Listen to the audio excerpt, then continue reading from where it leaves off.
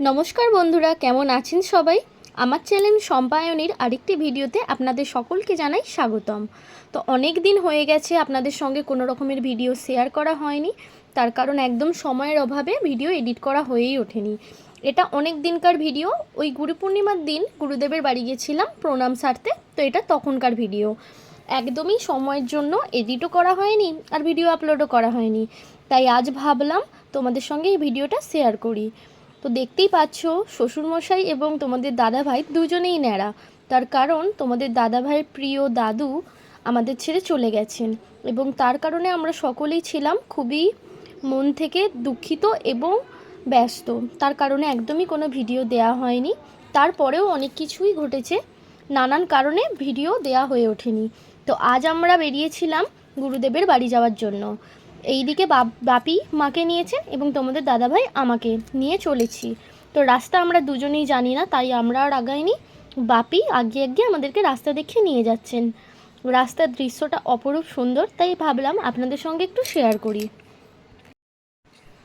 বৃষ্টির কারণে চারিদিকে রাস্তা বেশ পিছিল হয়ে রয়েছে।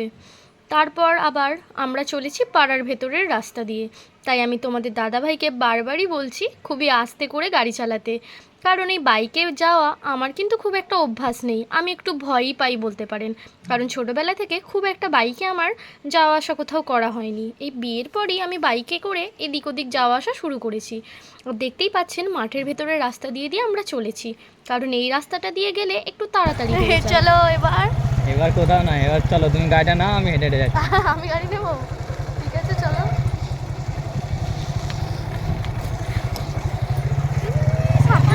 সাদা জুতো যাবে, আমাকে নাববি দাও। কি নাববো না, আমি নেবেই যাব।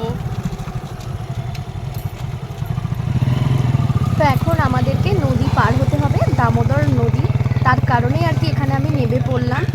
আর তোমাদের দাদাভাই কিন্তু ভীষণ ভয় পাচ্ছে। ও নৌকাতেই বলো আর হেঁটেই বলো, যাই বলো না কেন, ও কিন্তু খুব ভয় পায় নদী পার হতে। আর আমিও ভয় পাই একটু, কিন্তু এখানে আবার বাঁশের পোলের ওপর দিয়ে বাইকে করে পার হতে হবে। আমিও কিন্তু খুব টেনশন করছি তোমাদের দাদাভাইয়ের জন্য।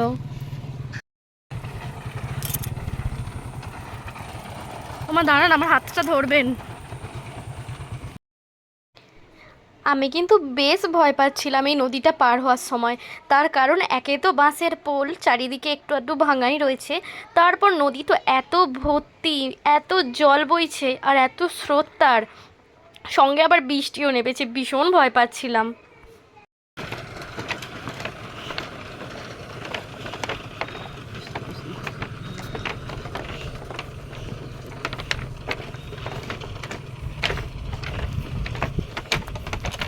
আবার এই সময় বৃষ্টিটাও নেমেছে।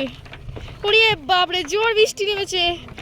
মা আমাকে ধরুন, চলুন চলুন, ঠিক আছে পারবো।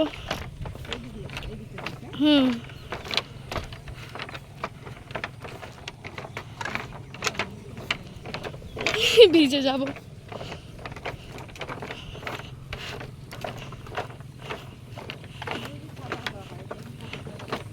বুঝতে পারিনি, ভাবছিলাম গাড়িতে যাচ্ছি আর কোথায়।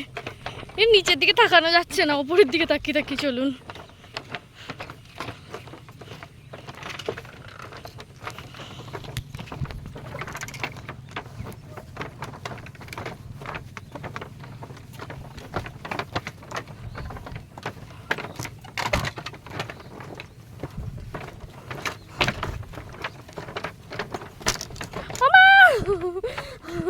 মানে ভাঙা ছিল, ভাঙা ছিল।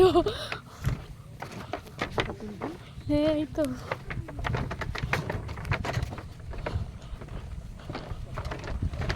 ভাঙাগুলো দেখি ভয় করছে। ওইসব দিকে তাকালে মানে ছপাং ছপাং করে পাঠিয়ে দিয়েছে। কেন পাল্টায় নে, এত মানে ফাঁকা ফাঁকা হয়ে গেছে। চলো তারাবো।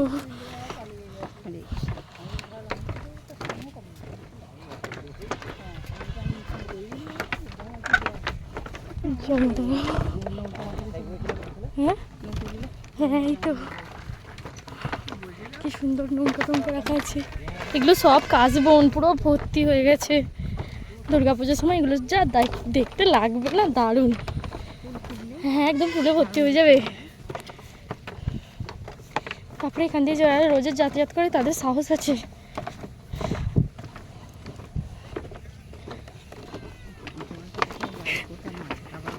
হ্যাঁ এগুলো জল হয়ে যাবে না।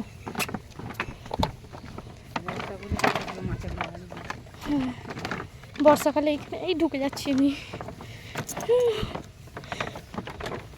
কত বড় রাস্তা।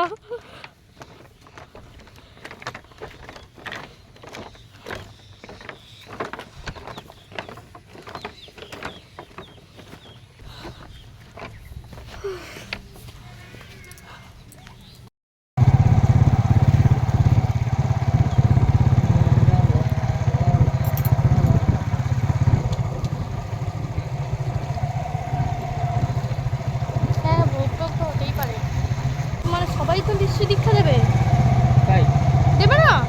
কি জানি।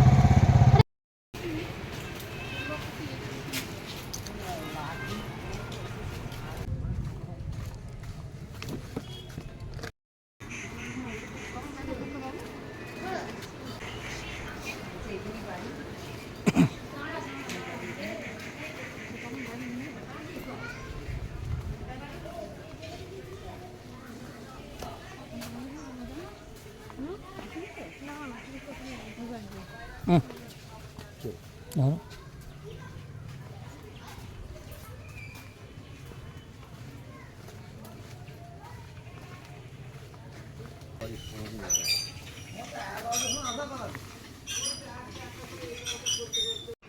তো আমরা চলে এসেছি আমাদের গুরু বাবার বাড়িতে, আর ইনি হলেন আমাদের গুরু দাদু আর বাপি মায়ের গুরু বাবা।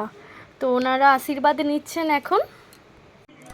আর এই যে গুরু দাদুর পাশে যিনি দাঁড়িয়ে আছেন উনি হলেন আমাদের গুরু বাবা, আর ইনি হলেন আমাদের গুরু মা।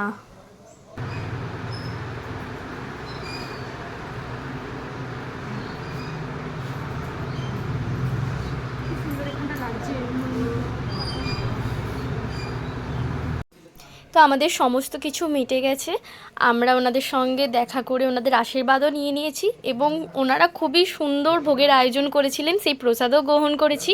সঙ্গে এখানে ছিল একটি খুব সুন্দর মন্দির, তো সেই ঠাকুরেরও আমরা দর্শন করে নিলাম। এটা হচ্ছে শেতলা মনসা মায়ের মন্দির, আর মন্দিরটা খুব সুন্দর, চারিপাশের জায়গাটা পরিবেশটাও খুবই সুন্দর। যেহেতু এখানে চারপাশে মন্দিরে ভরা আর গাছপালা মানে নানান ধরনের ফুল গাছে ভর্তি, তো খুবই সুন্দর পরিবেশ ছিল আর দেখতে খুব ভালো লাগছিল। মনে ছিল বিকালের টাইমে এই জায়গায় বসে থাকলে মন পুরো একদম সুন্দর শান্তি হয়ে যাবে। এখানে দাঁড়িয়ে আছি।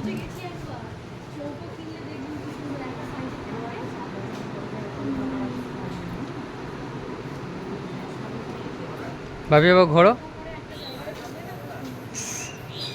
হেভি লাগছে ন্যাড়া মাথা।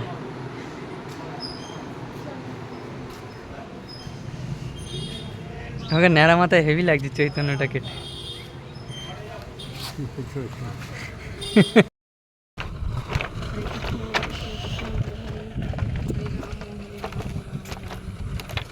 হরে কৃষ্ণ কৃষ্ণ কৃষ্ণ কৃষ্ণ হরে হরে, হরে রাম হরে রাম রাম মাম্পি দিদির বাড়ি গেলে এইরকম পার হতে হয়, তবে ওদেরটা অনেক চওড়া। রাম। ভীম ঠাকুর এইখানটায় হুম। নদীর গায়ে হয়েছে, এক ভালো হয়েছে। কিছুই করতে নেই, জলে জলে জলে জলে নদী মেলা মেলা করতে হয়। ভীম ঠাকুর হচ্ছে এ করতে নেই, ভাসান দিতে নেই, তাই তো? কেউ ওকে চালিয়ে নিয়ে যাবে রে, ওই জন্যে। আচ্ছা,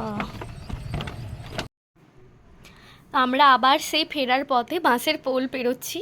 নদীটা অনেকই বড়, আর বর্ষাকালে এর রূপ দেখার মতো হয়, তার সঙ্গে ভীষণ স্রোত দিচ্ছে। আর এই বাঁশের পোলটা না অনেকটাই ভাঙা ভাঙা ছিল, তো আমরা যেহেতু একদিন দুদিন পার হচ্ছি, তো আমাদের ভীষণই ভয় করছিল। এর আগেও একবার এই বাঁশের পোল আমরা পার করেছিলাম, কিন্তু সেটা শীতকালে, তখন অতটা ভয় করেনি, কারণ নদীতে এতটা জল ছিল না, প্রায় শুকনো শুকনো নদী ছিল। আর এখন তো পুরো ভরা নদী, তাই ভীষণ ভয় করছে। আর যাওয়ার সময় তো প্রচণ্ড বৃষ্টিও নেমেছিল, আপনারা দেখলেন, তো আমার ভীষণ ভয় করছিল। আর এখন ফেরার টাইমে রোদ উঠেছে, চারিদিকের পরিবেশটা না অসাধারণ দেখতে লাগছে। তো চলুন আজকের ভিডিওটা এখানেই এন্ড করছি। যদি ভিডিওটা ভালো লেগে থাকে অবশ্যই লাইক কমেন্ট শেয়ার করে দেবেন, চ্যানেলটা সাবস্ক্রাইব করে আমাদের পাশে থাকবেন। ধন্যবাদ ভিডিওটা পুরোটা দেখার জন্য।